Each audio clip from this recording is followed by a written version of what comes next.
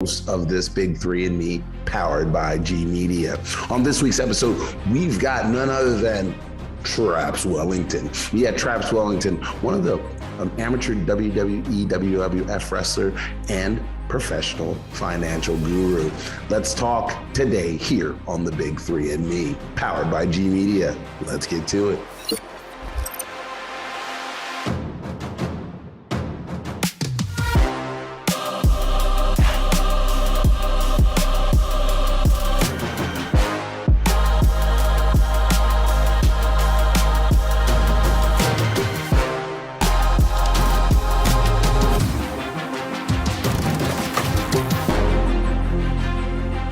Hey, my name is Akil Patterson. Welcome back to the Big Three and Me, powered by G Media. I'm here with international superstar. Well, maybe not yet, but soon to be international superstar, Traps Wellington. Welcome to the Big Three and Me, powered by G Media. How you doing, brother?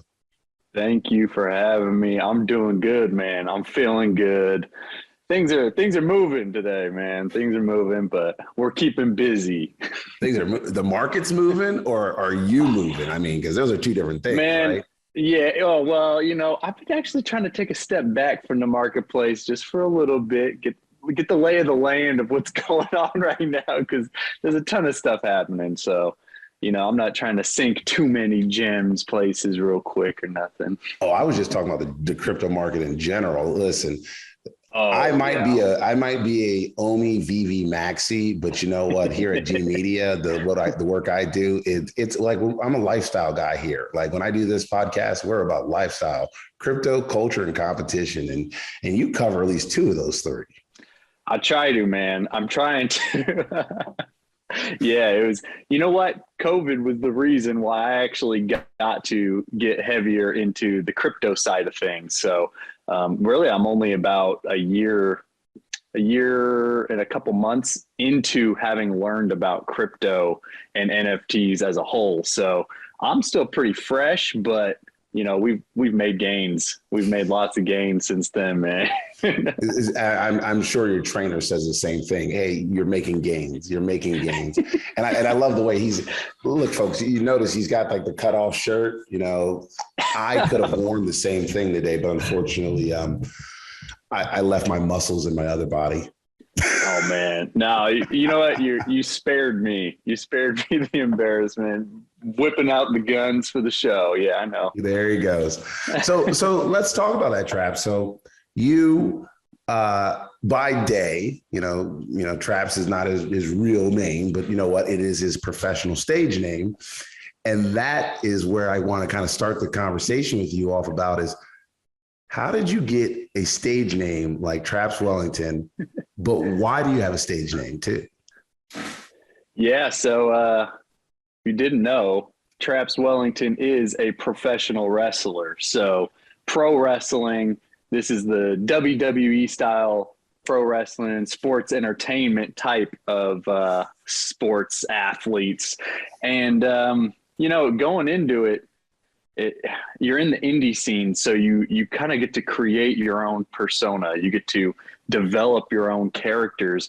And there was like a lot of back and forth of what I wanted my name to be. And, it actually started with my coach when I was training, and he's like, you know what? I'm not going to remember your name. So and he saw that I got some traps here. He's like, I'm just going to call you Traps from now on. And I was like, you know what? I'll stick with Traps. All right. I like it. But after that, it just sort of manifested into kind of the persona that I wanted to. I wanted to have this arrogant, kind of pompous, but he could be a good guy every now and then, kind of vibe. And so the Wellington is what kind of brings all that back into there, where you're like, okay, there's a little bit of arrogance that can be coming. He can be a heel at any show, or he could just be, kind of the rich goody two shoes kind of guy. You can play all the fields. So that was sort of the origin of it. And it was actually some of my the students that I was training with that helped me kind of form that name all together. So shout out to Supreme Pro Wrestling. That's the spot where it all happened. Right on, man. A lot of the folks that either see the show or know me know that I was an international wrestler. So when it comes to this world, and I grow up, I mean, we all grew up. I grew up in the age of the WWF, because I was like, this WWE stuff, I don't know what that is, but the WWF. And I remember Coco Beware and the Junkyard Dog and Macho Man Randy Savage. I mean, like, these were just like your like heroes. And then to come to find out they were terribly, terribly flawed human beings that just, never got a lot of support, and they went through some really trials and tribulations. Is that still going on today, or a lot of athletes in this space like more supportive of one another to make sure that people are taking care of their health? It's a mixed bag. It really depends on the person and what their mindset is going into it. If they try to stick to the letter of the laws, it's always been, the same vibes that old school pro wrestling had. You could see the same issues coming about, but for the most part, I feel like pro wrestling as a whole is evolving. It's evolving with the times. People are aware it's sports entertainment, so there are humans that live outside of the pro wrestling sphere. They have a whole different life outside of there, and I think over the years that kind of exposing of what the business was kind of let there be a path towards that. So people can focus on mental health. They can focus on their bodies being healthy and things like that. So, yeah, I was watching an interview with Lolita, and she was talking about how, you only got so many bumps in you. And I was like, interesting, because you know what? I remember my football coaches and my collegiate wrestling coaches saying the same thing. You only got so many umps in you before it just starts going clear pump. You know what I mean? So. Exactly. And if you think about it, every simple movement, almost every simple movement ends up turning somebody jumping onto their back in a pro wrestling ring. Like, you learn how to fall down without completely injuring yourself. So there is a certain level of almost like a whiplash effect that is always hitting you. Yeah. Even when I first started, my coaches were like, yeah, I'm not doing that bump. He's like, my bump count's already too high. So, they start to check, how many they've taken over the years. And it's like, as people get more senior and more veteran into the business, you don't have them do bumps. It's actually rare when you see veterans take a big bump or something like that, because they've already earned their spot in there. It's time for the young guys to take the bumps. Yeah, it's time for somebody else to do this. So now let's kind of move into like your competition phase of this. It's, your wife is supportive of you being a wrestler when you're not at your day job. Like, so what's that like for you guys? What's the grind like? And now that we're coming out of COVID too. Yeah. It was real tough because she had no idea what pro wrestling was. She's Chinese, full Chinese. So her family's really traditional. They didn't watch American TV or anything like that. So she's like, I don't really get it. And I was like, here, I'll show you some matches and stuff like that. And you know what? She's been extremely supportive, where she's like, if this is something that you want to do, like, you need to pursue it. And it was just sort of an opportunity where I was working was maybe about 40 minutes from the school that I was going to train at. So I was like, all right, let's do this. And it's a huge time commitment, because you're looking at like an hour and a half commute there, back, and then you're looking at 3 hours of training on those days that you're training. So there definitely has to be, think about those guys that are on the road. They're not home most of the year. So if you're going to do pro wrestling full time, you have to make a lot of sacrifices. So for me, it's more of a part-time gig right now. If I make it big in the crypto space or something, man, then I might go full-time pro wrestler. Listen, all we need is, and this is where it comes, Jeremy Padwar, we're looking at you. Let's make this happen. I'll be the manager, because I'm a great hype man. I mean, I don't need much experience on this. I was like, I got a microphone, and you put me in front of an audience, I can be a hype man for anybody. and let's get this guy on that AEW circuit, because we want to see some Omi V guys on that. Wouldn't that be dope? That would be crazy, dude, man. And you know what? There's AEW is the perfect spot for it because they've been working with people that are on the indie scene. They've been giving people opportunities, even if it's on like AEW Dark and things like that. They'll give you a shot to get that experience, to get that exposure, and to kind of prove yourself. So, man, AEW's that's the only shot for short guys like me. You know, the funny thing is I'm like that. I'm that 6'4" guy that they would probably love, but like I said, I ain't got too many bumps left in me. So, you know, this hip ain't gonna laugh. You'd be towering over me as my manager. Hey, that's fine. This guy's everything. Yeah. Listen, I'll make it easy for you to body slam me too. So let's kind of like, all right, so you're wrestling, you're doing that, you're having fun, COVID hits, and you enter the world of cryptocurrencies and the VV collecting and the hero collecting and whatever else addictions that because we're all degenerates at this point, folks. We're all degenerates at this point. That's what we're really all saying is we're all degenerates on 100%. Some level. So tell me about like finding it and being able to, you know, create a collection from there. Yeah. So it was like December, 2019. Yeah, man, it flew by already. Yeah. December 2019 was when I first started to look up what crypto was. And so I was watching videos because I was working from home. So in between like my work and everything, I was like, let me look at a video. And so I'd be watching the video to try to figure out what the frick do I even do to get into this type of stuff. So one investment, and, you know, I got on Coinbase, started putting some money in, playing around with it. And then I was like, but what's also this NFT thing? Like, what the heck is this? So I start Googling, I start YouTubing all the NFT things, and I would get on to OpenSea. I'm like, man, this is crazy. Like, there's so many things going on. There's like, I don't understand. I was looking at like the most expensive things, like the crypto punks and stuff. And I'm like, oh, it's only like $1.40. Oh, wait, no, this says ETH. I was like, wait, what is this?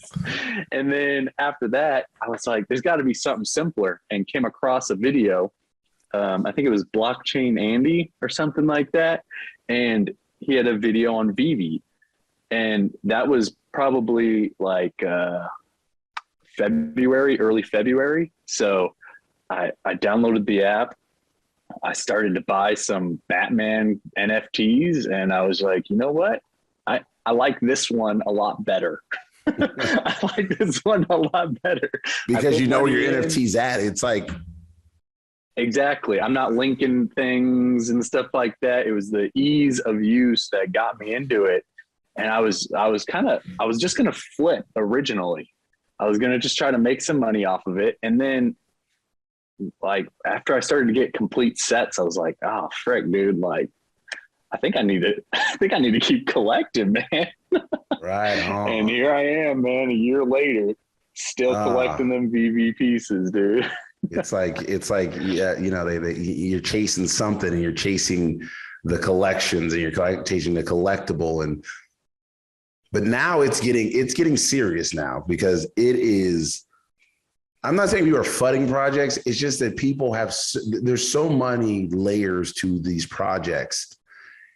And when people don't get the answers they want right now, it's like a madhouse. And I keep telling folks, I'm like, look, if you're not interested in learning about stuff, I'm not going to try to sell you on it anymore. I'm good. I'm done. You know, like, how are you handling that now? How are you like migrating in your change in views with cryptocurrency and NFTs too? Like, how are people like, all right, I don't have time for all that. I got other shit. Yeah. So for me personally, I have this long-term approach where I'm just pacing myself. I'm not expecting the crazy things that everybody wants right away. And for me, that puts everything into perspective to where I'm not stressing.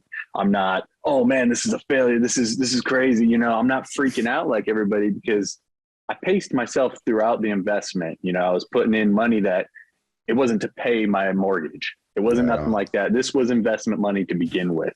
So I paced it out for that.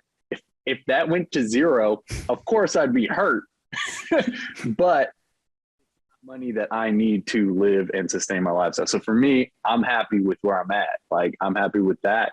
But when it comes to other people and trying to get them in, I did enough legwork for a year straight. Yeah. You know, all my family members, all my friends, the ones that finally got on, I'm like, you know what? I'm done recruiting people. Like I'm done recruiting people, because then you get them to do crypto. And then if the one that they buy is down, they're like, why did I even do this? And it's like, listen, go put your money in the stock market if you want. Like, all this stuff is going to go up. It's going to go down. It's just the way it is. So like, you can't blame somebody else for your own investments, but you know, you just got to have a long-term outlook on what is the future.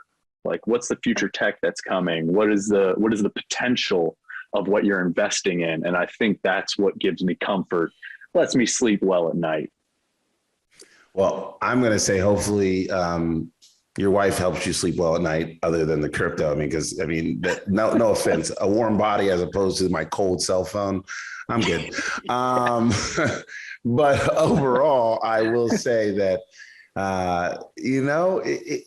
it's the process. Oh, that was a big gulp. I could hear that. The process. Oh, sorry about that. Getting thirsty. I'm sure your DMs are full of it too. It took you a week to find mine. And I was just trying to like, hey man, we're gonna do the interview. I always found it really interesting is that a lot of people have a hard time kind of separating their investments and not being emotional, because that's, I mean, you actually work in the financial sector a little bit. So do you tell that to clients like, hey, look, don't get emotionally attached to this. It's a business transaction. It's not, it's not your kid. It's your kid's scholarship or your kid's education fund, but it's not your kid. So remember, like, kind of separate the business aspect from the emotional side. Yeah. I think that's really important for it to be. You have to change the outlook. Everybody wants to be a millionaire today. Everybody wants it to be in an hour, and with every investment, but not every investment works like that. So you have to have the longer outset, just like you're saying, this could be your kid's retirement. And so when we started to see big values shoot up, we saw crypto go up. We eventually saw like our VV NFTs go up. There's always that chance where it shoots up and then we all get humbled again. And it's with the big jumps where you can actually get people to be like, oh, I can see this being a potential avenue in the future. And so it wasn't until then that I was actually to be like, you guys, it might be down now, but we've seen where the potential can go for these types of things. It might not go up that high again, but it might. You know what? There's so many great opportunities out there. And I think what we're seeing right now with Bitcoin and Ethereum continue to rise, and only acting like a stable coin. So I'm good. Exactly. Like, just think long-term investments, have money in little bits and places. Like, if you have it dispersed, diversified, as everybody always preaches, like, something's going to hit. Something's got to hit, as long as you're making it well-informed investments and not just, don't just shotgun it to any Joe Schmo project, but making them one, what are the leaders? What is the future tech? What are you passionate about that you want to invest in as well? And you know what, as long as it's investment money and it's not your day-to-day money that you need to buy groceries for, I think you'll turn out fine.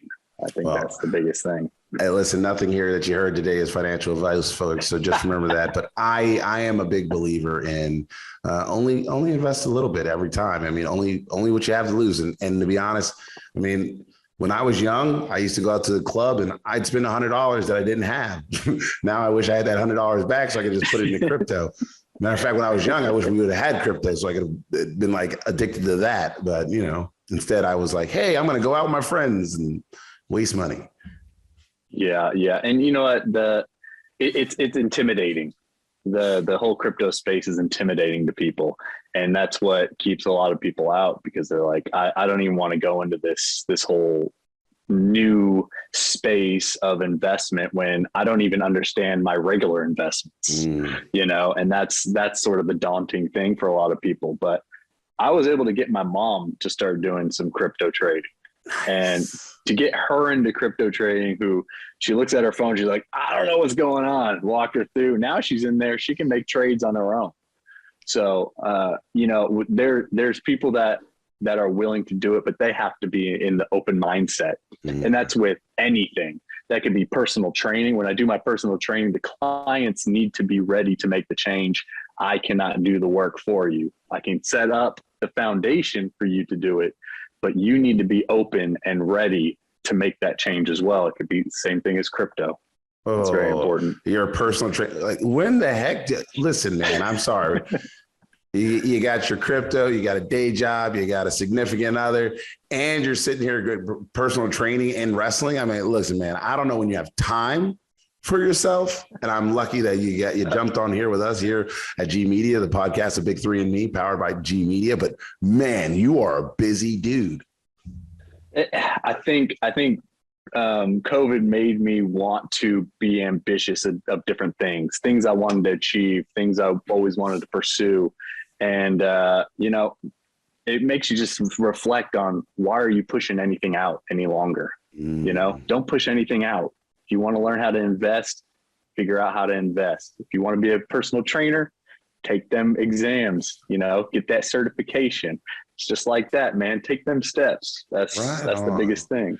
Right on. Well, Traps, as we get ready to, wrap this up, I always ask people what their big three cryptocurrencies are. But before I ask you what your big three are, tell me how you maintain your positive attitude, because like I said, there's a lot of bad things out there. And I'm well aware the world can be a really terrible place, but how do you maintain this positive attitude? Because like I said, you're a beacon of hope for guys like me, even that are like, I got to answer this stupid question again for the 500th time. Like, how do you just maintain a positive attitude? I think I'm at the stage in my life where I'm more accepting of the positive things. So I'm focusing on the positives, and I understand that the negatives are there and exist, but that's not where my energy goes. I want other people to enjoy their interactions with me. So I try to make sure that it shows that positivity and it shows that I'm enjoying myself, which I am. And it's just try to make everybody else feel those vibes that I'm feeling, where I could go in a rabbit hole of, it's dark, it's deep, it's the worst situation ever. Or I can be like, I'm excited for the potential. And that's where I try to keep myself in that headspace. I'm excited for the potential. Well, the potential is real. The potential is great. And so now we always end with, what are your big three? And of your big three, they cannot be Bitcoin and they cannot be Ethereum. So what are the big three cryptos that you're excited about in this year? Yeah. So I've had VeChain in my stack for quite some time. VeChain's been a solid one.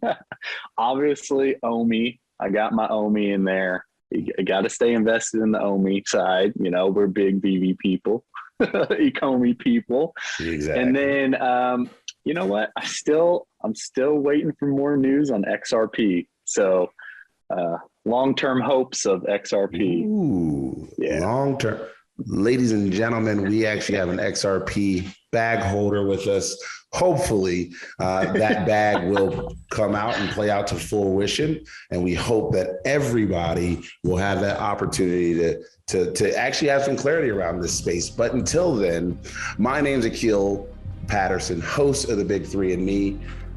And remember, racism is a public health crisis, number one.